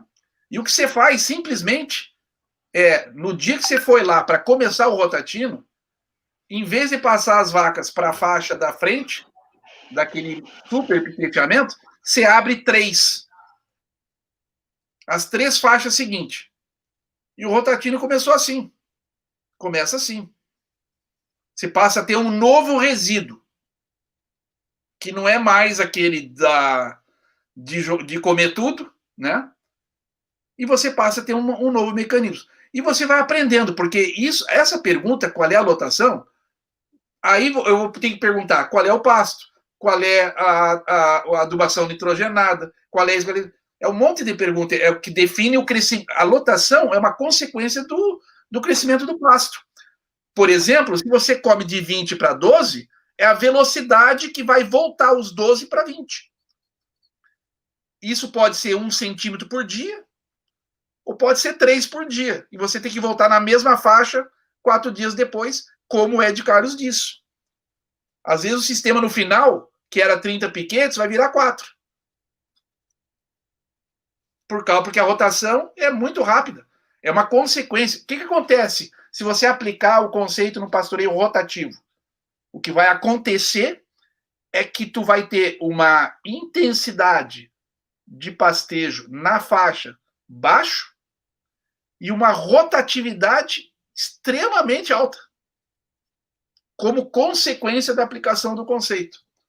Ele gira completamente a forma como era antes. Então, como é que é importante? Se você pode, de novo, pode fazer os cálculos, ou você deve ter flexibilidade. Flexibilidade no tamanho das faixas, né? Flexibilidade nos animais. Na pecuária de leite é bem gostoso trabalhar, porque você tem flexibilidade em tudo. Tem tudo isso daí, né? As vacas são mansas, as áreas são pequenas, e tu ainda tem silagem concentrada, tem um monte de coisa para até aprender. Às vezes você leva 1 ano para aprender isso aí, essa nova. As vacas levam um tempo para aprender também. Elas estão acostumadas num jeito, né? E aí, de repente, tu muda. E elas também ficam desconfiadas. Mas como assim? E ainda, só para a gente pensar nessa questão do crescimento do pasto, né? Falta ainda a gente saber quanto cresce de pasto. Muitas vezes na nossa propriedade a gente não sabe. O professor Paulo comentou lá no início da live, na Nova Zelândia, te dão as taxas de crescimento na rádio. Na Irlanda tem os modelos, você acessa o site para verificar, né, se você usou uma quantidade X de nitrogênio, você vai conseguir predizer quanto vai crescer teu pasto, né? Então, o conhecimento também da tua própria produção de pasto está muito longe de ser atingida, né? Então, como a gente vai calcular se a gente nem sabe quanto está produzindo de pasto? Então, é um outro passo importante que a gente pode ainda melhorar e muito, né, na nossa produção no Brasil. É claro que ainda faltam até modelos, né, aqui para nós predizendo isso, ou nos ajudando a predizer, mas seria um passo para o futuro também, né?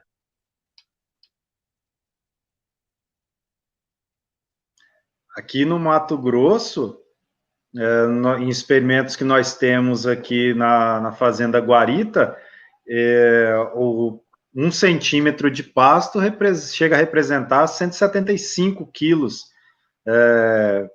de matéria seca por hectare em Piatã, né? Então, e com a adubação, esse valor fica próximo disso, sem adubação no pasto, na integração, ele cai um pouco. Então, veja, crescimento de pasto, chega no pico do desenvolvimento, chega a crescer entre 3 e 4 centímetros dia, esse Piatã, né? E nós temos que, às vezes, 2 vezes na semana, tivemos que ajustar a taxas de lotação. E às vezes, até nós da pesquisa mesmo, acostumar com essa questão de que você precisa manter estruturas que são as preferidas pelos animais, e para isso, talvez, nós vamos ter que aumentar a taxa de lotação, e vai chegar um momento que nós vamos ter que tirar animais. E aí, por isso que o planejamento espaço-temporal da propriedade, ele passa a ter uma importância muito grande. Eu queria, na verdade, queria mudar aqui, mas tem 2 perguntas que não tem como eu deixar de fazer, que é a do Renan, né, que, inclusive, ele é um dos que está começando a manejar o rotatino lá, é uma fazenda de cria, que tem um rebanho topíssimo demais, né, que a CIA atende, tive a oportunidade de conhecer a propriedade, e que está começando, né, agora com o rotatino, e é uma realidade muito grande a pergunta dele aqui no Mato Grosso. Ele pergunta como se comporta, né, como o rotatino se comporta em grandes invernadas, onde o acesso à água fica em pontos extremos. Como trabalhar com a disparidade de altura dos pontos próximos da água para os mais distantes?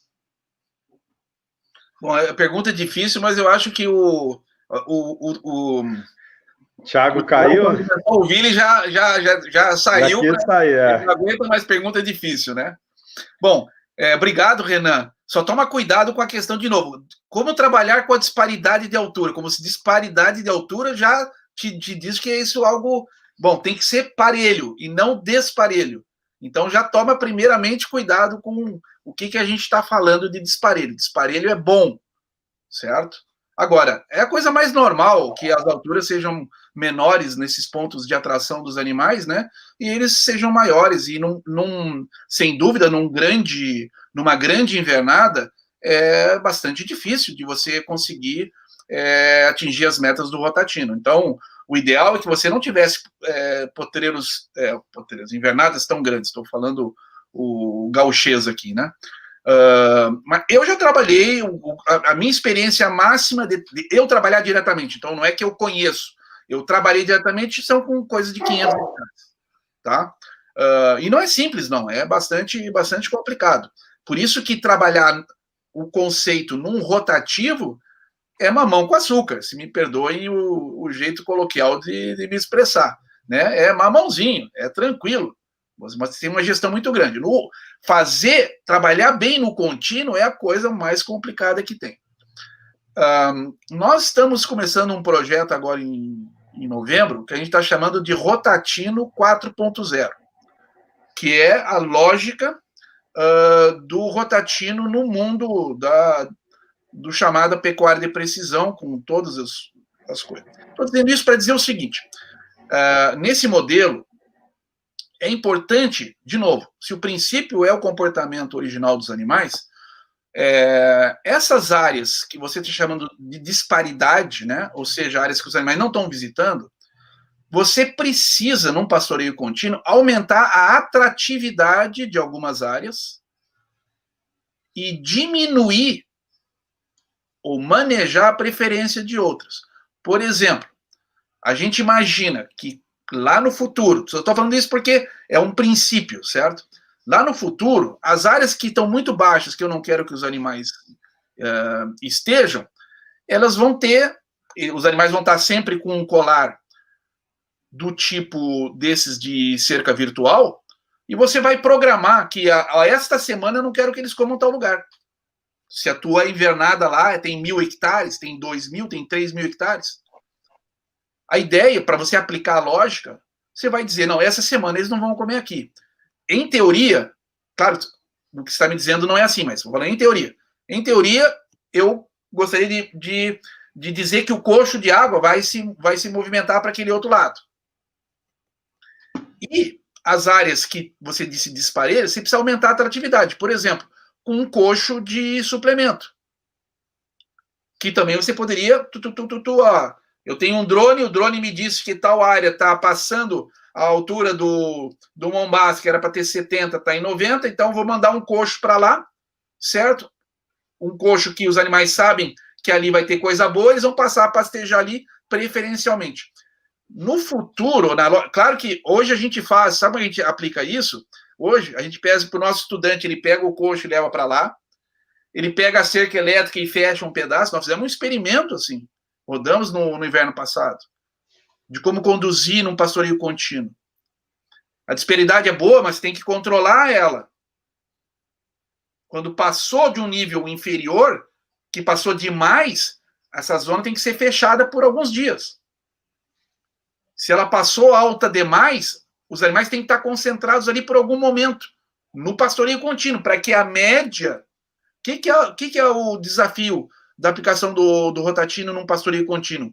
É que a média dos bocados que ele dê ao longo do dia esteja predominantemente numa estrutura ideal. Cada um faça como quiser, crie o ambiente como quiser. Com 2.000 hectares é mais difícil, mas não muda o conceito, não muda os princípios. Você tem que trabalhar com atratividade e aversão, que são conceitos que os animais têm em pastejo, usar ao seu favor para criar essas zonas, para controlar o todo da tua invernada dentro de uma altura média o mais próximo possível desse ideal. Não muda o conceito, mas é bem mais difícil. Melhor que eu vou dividir isso melhor se você conseguir dividir. Né? Se você não consegue, você vai ter que criar esse tipo de coisa. Né? Eventualmente, até um peão, ou 2, 3, que vão simplesmente todo dia dar uma empurrada para o gado numa zona que ele vai acertar a altura. O princípio não muda. A criatividade de cada um vai dizer como você opera. Aí é o manejo. Você tem um conceito, aí é o manejo. E aí cada um tem a criatividade, cada fazenda tem a sua característica, tem as suas peculiaridades, né? Eu acho que num futuro não muito longe a gente vai conseguir operar isso a partir do computador. Eu tenho certeza disso. Não está longe disso. O algoritmo é mais inteligente que a gente. Uma vez você definiu o algoritmo, né? Ali é só o dronezinho passar, dar informação, os colarzinhos, sei que lá tal, e tá feito o negócio. É isso daí. Perfeito. A outra pergunta, tá? Foi o Neymar Urzeto que fez, é um parceiro nosso aqui, que sempre tem contribuído com o nosso grupo e com a pecuária aqui da região. Ele pergunta, com a experiência de vocês, e essa depois eu também vou dar o relato nosso aqui, qual é o incremento de produção em arrobas por hectare ano com a adoção do rotatino comparado ao rotacionado ou convencional?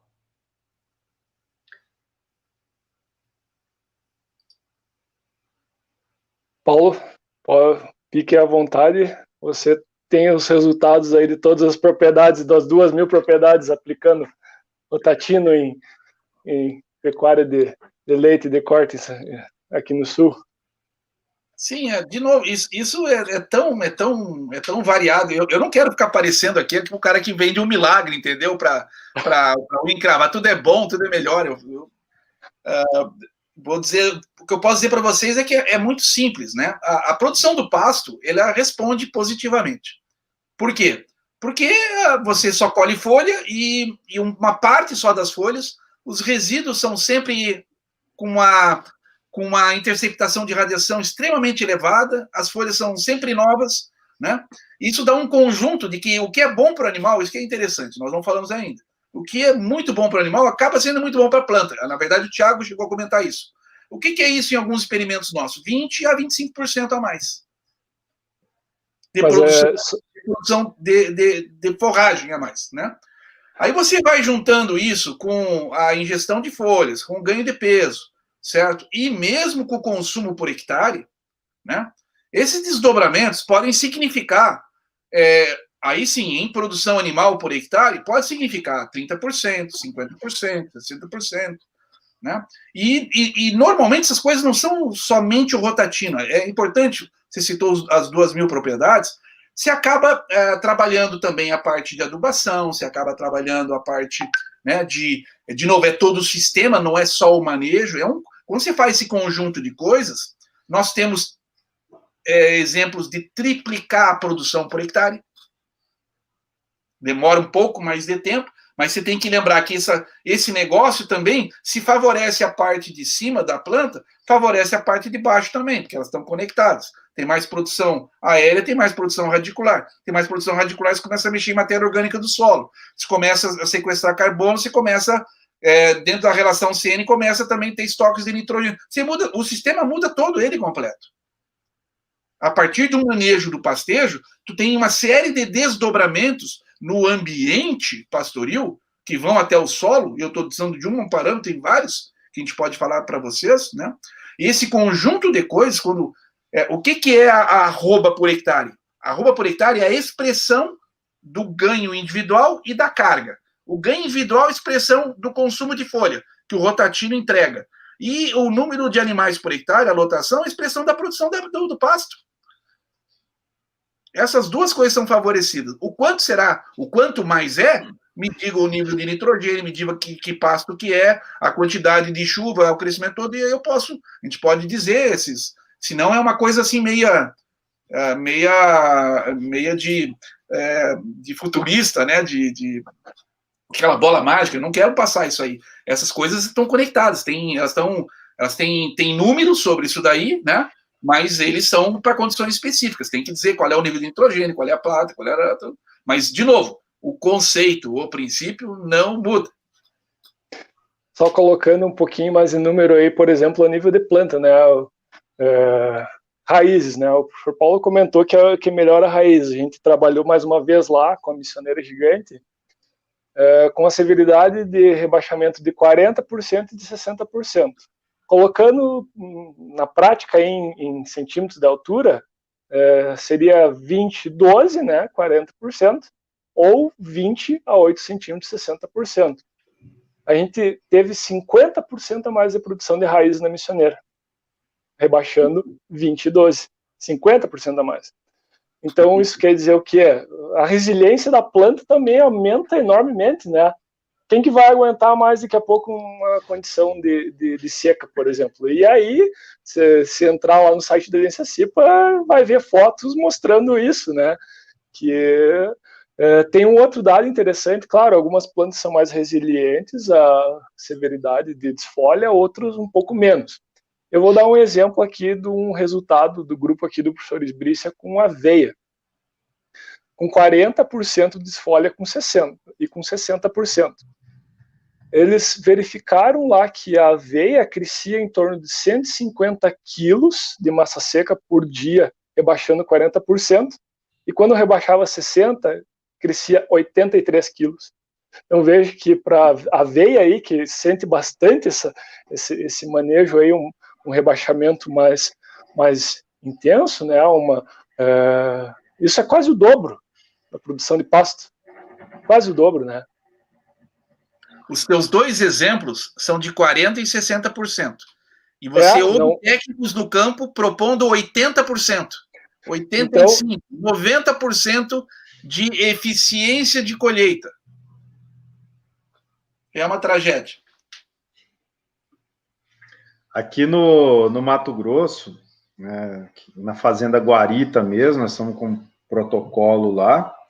Por exemplo, temos observado, assim, produção animal, incrementos aí que variaram de 20% a 70% na produção média do Estado. Então, em relação à produção média do Estado, variando de 20% a 70% de incremento com o manejo baseado no rotatino. Então, são valores consideráveis e que se repetiram, né? Porque nós temos avaliado anualmente isso e tem sido aplicado na propriedade. Um ponto muito interessante, principalmente aqui que nós temos uma segunda safra e depois vem um período seco, é que nós conseguimos aumentar o tempo de pastejo dos animais sem a necessidade de suplementação. Então, na nossa safrinha, nós conduzimos no ano passado 132 dias os animais, né, e nós começamos a suplementar esses animais com 0,3% do peso vivo. Então, é suplementaçãozinha mesmo, após 90 dias de pastejo. Então, a gente tem conseguido alongar o tempo em que os animais permanecem na área, com altas taxas de lotação. Nós tivemos aqui taxa média de 3,4 A por hectare, média de 132 dias, né, entrando numa seca. Nós tiramos esses animais aqui no dia 10 ou 15 de agosto. Veja que é o potencial que isso tem, né? Você ir na área e ver os pastos manejados convencionalmente todo seco e o quadrado onde estava manejando o rotatino mantendo-se verde. Então, esses pontos que são extremamente interessantes, né, quando nós começamos a manejar os animais utilizando a filosofia do rotatino. E para a gente finalizar, porque tem muita interação, muitas perguntas nós não vamos conseguir responder, então quem tiver interesse pode enviar essas perguntas, que nós pode enviar para o e-mail que as meninas passaram aí nos comentários, que a gente responde para vocês. Tem muitas perguntas interessantes, mas já está 1h30 de live, a gente nem vê a hora passar. A ideia era fazer 1 hora, mas continua tendo muita interação, isso é muito bom, tá? Também, lembre, quem quiser o certificado, pode fazer o cadastro aí, tem uns formulários que as meninas passaram, e não deixe de seguir o nosso canal aí no YouTube, porque nós teremos outras lives com o mesmo nível, né, de qualidade como essa. E para fechar, acho que está bem na crista da onda isso, é a questão da sustentabilidade, né, dos sistemas de produção. O que o rotatino entrega de diferente dos outros manejos com relação a essas questões mais ambientais? O que vocês podem comentar com relação a isso? Vou começar dizendo com o gancho do que a gente falou há pouco, né? De mais raízes. Só aí a gente já tem um diferencial enorme, né? Se eu tenho mais raízes, provavelmente, consequentemente, eu vou ter mais carbono no meu solo e que vai ficar estocado. Então, eu estou mandando carbono lá para baixo. Se eu estou aumentando a produção de raízes, é carbono que está saindo da atmosfera e mandando lá para baixo, né? Mandando para raízes que vai ficar lá no solo e vai ficar estocado. Então, essa é uma das primeiras diferenças que a gente pode colocar do rotatino comparado a outros manejos que não vão imprimir, por exemplo, esse crescimento maior de raízes. Não, perfeito. Então, essa é uma parte de uma questão importante global, que é do aquecimento global, né? E até do assunto que diz respeito à produção de proteína animal em ambientes pastoris, enfim, produção animal de forma geral em nível global, né? as pastagens que antes eram ecologicamente corretas passaram a ficar sob suspeita, né? Como partícipes, né, dessa problemática de aquecimento global, e a verdade é que é exatamente o contrário, né? Mas tudo depende do manejo. Ela pode ser vilão ou pode ser um mocinho, né? Ele será mocinho quando, por exemplo, acabou de dizer o Thiago, né? Você faz um manejo, e aí não é só o rotatino que faz isso, tem qualquer manejo que seja um manejo minimamente, né, de intensidades de pastejo moderadas, né, que você tem adubações adequadas, que você tem manejo adequado, você vai ter aumento de sequestro de carbono nessas coisas.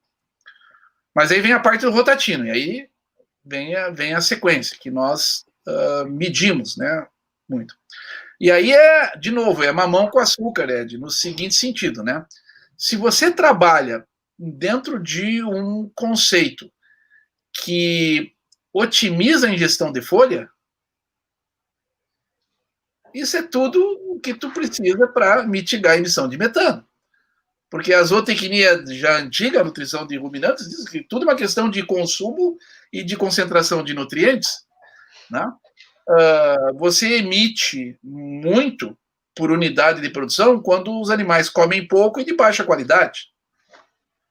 Então, sem que o conceito do rotatino, né, em algum momento tenha quisto alguma coisa em relação à sustentabilidade, a consequência, sim, é de mitigação de metano. Porque os animais, ao ingerirem folha, né, nós medimos ingestão de carboidratos não estruturais, por exemplo, da ordem de 28% a mais no rotatino. E aí tem um efeito cascata, né? Quando tem esse maior consumo, né? Aí ele emite menos por ganho de peso, ele emite menos por carcaça, certo? E aí vai desdobrando a coisa. Ordem de grandeza, por unidade de carcaça, nós tivemos um artigo que foi aceito casualmente segunda-feira, numa revista, onde a gente demonstra que as emissões por unidade de carcaça, vai além, né? Não é por carcaça, num manejo tradicional rotativo, é 2,5 vezes a mais do que o no rotatino. E a questão é simples, né? Para tu fazer uma unidade de carcaça no rotatino, e aí esse experimento que eu estou dizendo especificamente é um experimento com recria de cordeiros, né? Os animais precisam comer 18,7 quilos de matéria seca para fazer 1 quilo de carcaça no rotatino, enquanto que no rotativo tradicional ele precisa comer 34 quilos de matéria seca para fazer a mesma unidade de carcaça. Então, quando você faz esses desdobramentos com as unidades, você emite, no rotatino, você emite 500 gramas, né, de metano por unidade de carcaça, enquanto que você emite mais de 1 quilo, 1,3 quilos de metano para a mesma unidade de carcaça quando você tem um manejo tradicional. Ficaria bem por aí em sustentabilidade, mas vamos adiante. Tem outro paper que a gente demonstra que tem efeito sanitário. Como assim sanitário? É simples. Se o bicho só come a ponte, como consequência do conceito, ele vai comer só a partezinha superior e a metade superior, ele não come a de baixo, ele se infecta de parasitas muito menos do que no manejo tradicional, que faz ele comer mais próximo do solo, aonde tem a concentração de larvas infectantes. Do ponto de vista sanitário, que faz parte da sustentabilidade. E não fica por aí. Aí vamos adiante. Aí tem um outro paper, um outro trabalho. A gente trabalhou em nível bioquímico e hematológico, com parâmetros que mostram, digamos assim, a saúde, o estresse, né, em nível sanguíneo e bioquímico, né? E a gente demonstra, por exemplo, tem alguns parâmetros. O cortisol é um parâmetro complicado. Ele, em teoria, ele tá relacionado com o bem-estar animal, mas ele é de vida curta. Nesses experimentos de pastejo, tu precisa ter coisas que são mais de longo prazo. E aí tem outros parâmetros que, por exemplo, são a relação de neutrófilo-linfócito em nível hematológico, né, que indica o bem-estar dos animais. E aí você mede, de novo, né, no rotatino comparado com o rotativo clássico, né, essa é aquela provocação que eu fiz no início da apresentação. Hoje a gente vai demonstrar que os animais têm mal-estar ao serem obrigados a comer tudo para aumentar a eficiência de colheita, né? Então, isso também é um componente da sustentabilidade, certo? Então, eu falei sobre bem-estar animal, eu falei sobre sanidade animal, né? Falei sobre emissão de gases, Thiago, sobre sequestro de carbono, e esse conjunto é imbatível. Agora eu vou parecer aquele cara né, vendendo coisa para unha encravada, me perdoem, mas são números, até a gente pode apresentar, pode mostrar, os papers estão aí, as coisas estão aí, né? Mas a questão é muito simples, os animais comem só o que eles querem, estão felizes, estão contentes, por que não? É a mesma coisa, hein, Edgar, quando chega nesses rodízios nossos aí, que tu vai só naquilo que tu...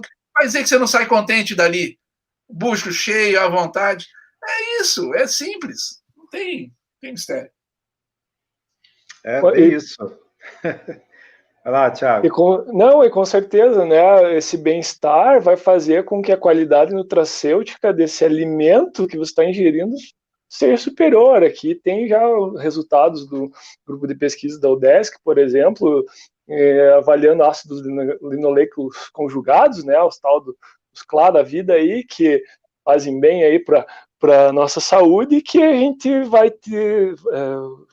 esse alimento vai ter superioridade, porque o animal com bem-estar, o Paulo já comentou aí que estão avaliando, mas isso vai resultar lá no alimento produzido. Então, é um ponto ainda além, né, que está entregando se a gente conseguir imprimir esse tipo de produção.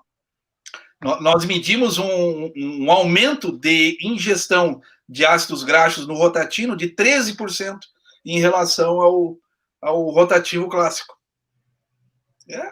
Isso aí. Mas no final não tem como, parece que fica bem parecendo que todos nós, eu sou um amante do rotatino, aqui no Mato Grosso tenho divulgado mesmo as propriedades que a CIA tem, de todas manejadas em sistemas pastoris permanentes, em sistemas integrados, mas é porque nós acreditamos e a gente vê resultado disso, né? E tem muita base científica por trás, tá? Não foi o que o Paulo está falando, o que o Thiago está falando, não foi publicado na revista, no jornal da esquina, não, são em revistas internacionais muito conceituadas, que não vão publicar qualquer coisa, né? E realmente nós acreditamos que com essa metodologia, eu acredito, talvez o Paulo também possa acreditar nisso, que essa filosofia ela pode revolucionar mesmo a nossa pecuária, né? Porque nós estamos falando em sustentabilidade econômica, nós estamos falando ambiental, não é simplesmente algo que surgiu, né, um gênio. Não, foi muito trabalho, muita coisa desenvolvida para chegar nesses resultados. Então, para a gente fechar, depois de 1 hora e 43 minutos, eu queria que o Paulo e o Thiago primeiro agradecer vocês, né, pela participação, pela transmissão de tanto conhecimento, né, e queria que vocês fizessem uma mensagem final aí para o pessoal que está curtindo essa live.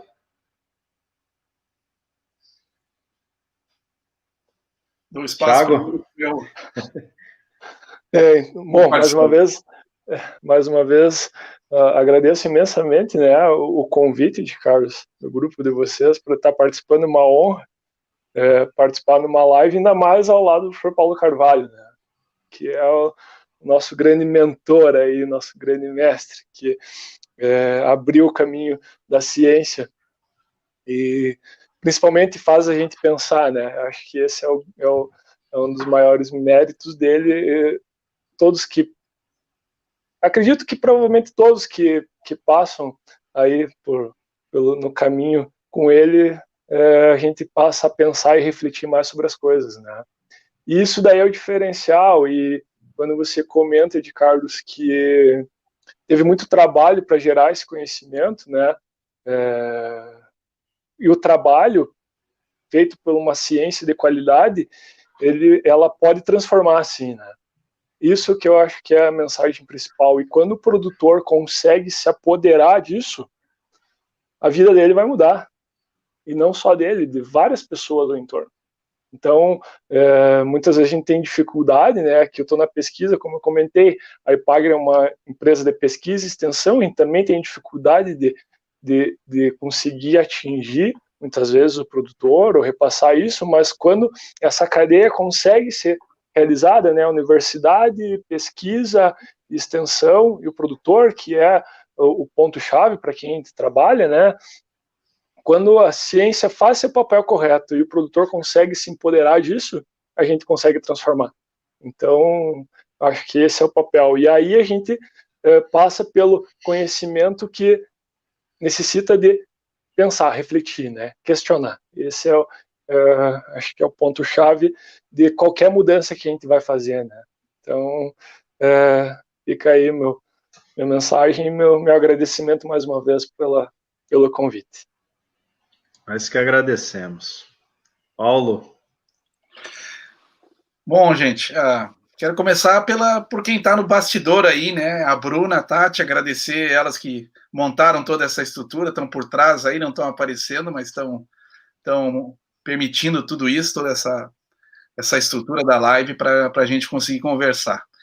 Agradecer o Ed, né, o Thiago por essa oportunidade, né? Eu fico muito feliz e contente de estar, antes de tudo, entre amigos, né? A gente tem um apreço mútuo muito grande e toda a oportunidade de estar junto com vocês, para mim, eu sempre aceito de olhos fechados.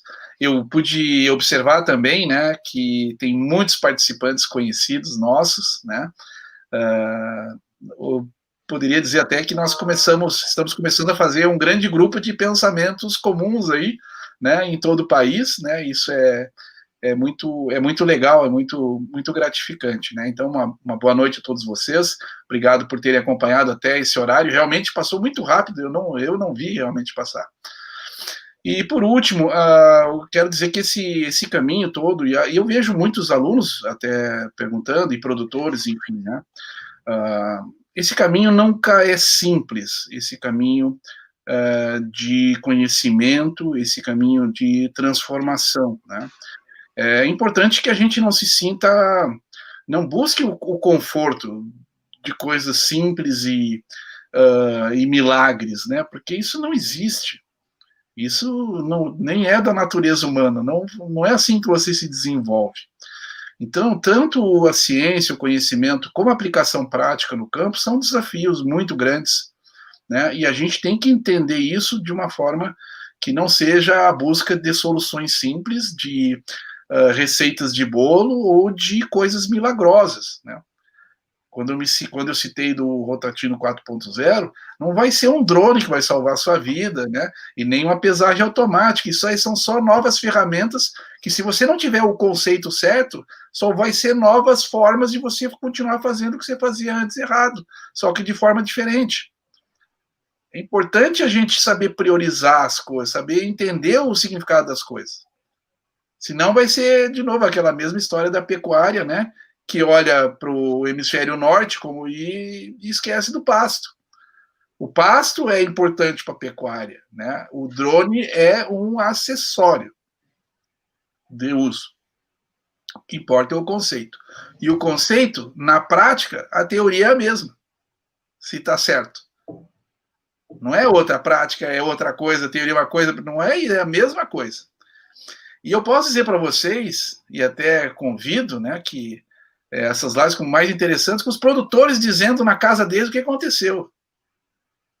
Essa é a coisa mais linda. Ontem eu tive numa reunião, com um grupo de produtores do PISA, da Produção Integrada de Sistemas Agropecuários, e junto com consultores da CIA, do Serviço de Inteligência e Agronegócio, ouvindo os produtores falarem, depois de 4 anos né, das mudanças que ocorreram nas propriedades deles, gente, isso aí é música para os ouvidos. Isso aí não é quanto que cresce mais pasto, quanto é de raiz. O que importa é a família, é o que mudou a família. Isso é impagável. E essas coisas, para concluir, quando você está nos conceitos certos, a cascata foi a pergunta da sustentabilidade. Se o conceito está certo de origem, a cascata de consequência, eu posso discorrer sobre a parte econômica também disso tudo, sobre a parte social de governança, sobre a estrutura familiar, sobre como a mulher, a partir do rotatino, como eu vi várias dizerem, né, que agora consegue tomar chimarrão num pecuária de leite, que é o marido e a mulher, ela dizia que a maior mudança dela, que agradecia, era porque conseguia tomar chimarrão agora no final da tarde. As consequêngente, né, e a produtividade, digamos assim, dessas coisas, tem outro valor dentro da família, da propriedade rural. A gente não vai estar falando de quanto matéria seca produz a mais, ou qual é a massa do bocado, que lá. É outra dimensão. E o que é importante que você saiba, embora a gente não tenha apresentado hoje, é que isso está acontecendo no campo, e acontece dessa forma. E tem histórias maravilhosas nisso. Gente que reformou a casa, gente que comprou mais terra, tem de tudo. Não estamos falando de quantas arroba a mais, ou quanto leite a mais, não estamos falando disso. Estamos falando de outra coisa. De gente que voltou para a propriedade, de filho que saiu da propriedade para fazer agronomia por conta das consultorias. Tem histórias inúmeras, né? Então a gente está esquecendo que às vezes as coisas são simples. No final as coisas são simples. Não tem milagre. Não vai ter. Não espere uma variedade nova, um adubo diferente, não tem. Isso o funcionamento, a natureza está certa. A natureza está certa. É simples. Faça, aprenda com a natureza e aplique para ganhar dinheiro. Simples. E você provavelmente, se me perguntarem de sustentabilidade, você vai estar na linha certa. Se perguntarem de produtividade, o que é produtividade? É produzir mais pasto, é luz, é fotossíntese, e é ganho de peso. Isso é a natureza. Então, ao mesmo tempo, é simples, né? Mas a gente está, no ambiente acadêmico, no ambiente comercial, está olhando para as coisas erradas. Está botando importância em coisa que é secundário. A rota para falar de agricultura de precisão, para falar, isso não é processo. Pecuária de precisão, não sei o que lá. Isso não é processo. Isso não é a solução. Isso é um mecanismo, isso é uma ferramenta. Cadê o conceito? Cadê os processos? Agora eu me dirijo para quem está no ambiente acadêmico, né? Gente, não. E no ambiente acadêmico, um departamento diz uma coisa, o outro diz outra. Um professor diz que a solução é tal coisa, o outro é outra. Né? De novo, a vida não é simples. Vocês vão ter que ler, vão ter que estudar, vão ter que. Mas não é simples. Lembra, a natureza. Eu vou fechar com isso. A natureza está certa. Não é o professor tal, ou o departamento, ou tal. A natureza está certa. Seguir na natureza, né? Potencialize, otimize os processos naturais. Se você vai fazer um manejo de pastagem, uma integração lavoura-pecuária, vai montar um sistema de produção, faça isso e provavelmente está no caminho certo. Obrigado. Que final. Excelente, gente. Foi muito bom mesmo. Quero agradecer ao Paulo novamente, ao Thiago, pela disponibilidade, quase 2 horas aqui, né? Porque nós estávamos um pouquinho antes nos bastidores. Agradecer as meninas que estão aí, né, por trás, a Tati, a Bruna e a Lê. A Lê é a nossa a alma criativa do GPISE e vai puxando outras pessoas para isso. Então, a Letícia tem contribuído muito, né, para que essas lives acontecessem. As meninas foram aprender, mexer em tudo isso daqui. Então, quero agradecer a todos que participaram. Vai falar que vai ficar disponível no nosso canal. Compartilhem, se compartilharem e citarem o GPIS, nós vamos recompartilhar nas nossas redes sociais. Então, sigam lá o GPIS, Aliança CIPA, né? no Instagram, no Facebook. E muito obrigado pela participação, pelas perguntas, pelos comentários até esse momento. E, novamente, Paulo e Thiago, muito obrigado. Galera, e daqui uns dias teremos outra live tão boa quanto essa, tão enriquecedora como essa. Então, obrigado e boa noite a todos. Boa noite. Boa noite. Boa noite.